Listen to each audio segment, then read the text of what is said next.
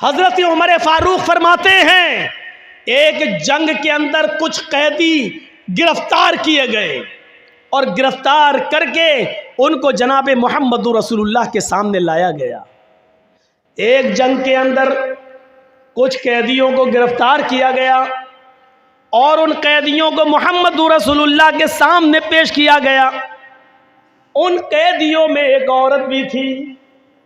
جو قیدی قید کر کے لائے گئے، جو مجرم قید کر کے لائے گئے، ان مجرمین کی لسٹ میں، ان قیدیوں کی لسٹ میں ایک عورت بھی تھی۔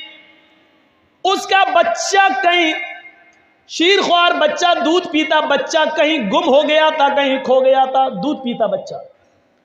یہ عورت جب اللہ کے نبی صلی اللہ علیہ وسلم کے سامنے پیش کی گئی اور جو قیدی نبی کے سامنے پیش کیے گئے، اس عورت کو ہوش نہیں ہے کہ ہم کو نبی کے سامنے پیش کیا گیا ہے، کیا سزا ملے گی۔ اس کا دماغ اپنے بچے کی طرف لگا ہوا ہے۔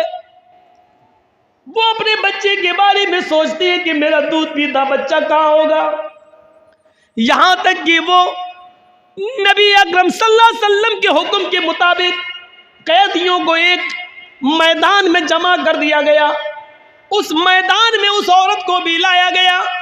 وہ عورت جس بھی چھوٹے بچے کو دیکھتی، جس چھوٹے بچے کو دیکھتی، جس دودھ پیتے بچے کو دیکھتی، اس سے چھین لیتی اور اپنے پستان سے اس بچے کو لگا کر دودھ پلانے لگتی۔ اللہ کے نبی نے پوچھا ایسا یہ عورت کیوں کر رہی ہے؟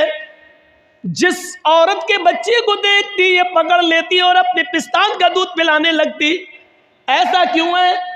جواب ملا اللہ کے نبی، اس عورت کا بچہ کہیں گم ہو گیا ہے، اس لیے یہ ہر بچے کو اپنا بچہ سمجھ رہی ہے۔ اللہ کے نبی نے اس عورت کی اس محبت کو دیکھا، اس عورت کی اس رحمت کو دیکھا جو دوسروں کے بچے کو اپنا بچہ سمجھ رہی ہے۔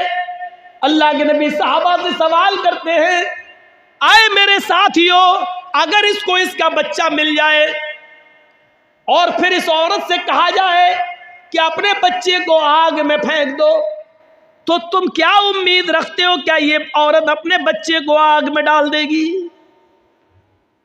تصور کرو نبی کا سوال۔ جو عورت دوسرے کے بچے کو اپنا بچہ سمجھ رہی ہے، اگر اس کو اس کا بچہ مل جائے، پھر اس عورت سے کہو کہ اپنے بچے کو آگ میں ڈال دے، جلتی ہوئی آگ میں ڈال دے، تو کیا وہ ڈال دے گی؟ صحابہ نے کہا نہیں، ہرگز نہیں۔ اس کی محبت یہ کبھی گوارا نہیں کرے گی کہ وہ اپنے بچے کو آگ میں ڈال دے۔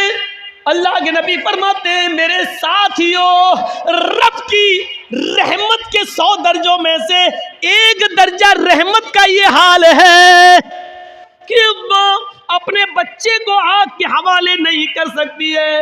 جس کے پاس 99 درجے رحمت ہو، وہ قیامت کے دن اپنے بندے کو جہنم کی آگ میں کیسے ڈالے گا؟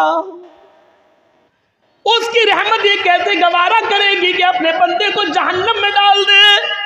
لیکن بندے گناہ کر کر کے، شرک کر کر کے، بدعتیں کر کر کے، شراب نوشی کر کر کے، حرام کھا کھا کر، حرام کی کاروبار کر کر کے اپنے آپ کو خود جہنم میں لے جاتے ہیں، تو اس میں اللہ کی رحمت پھر غضب میں بدل جاتی ہے۔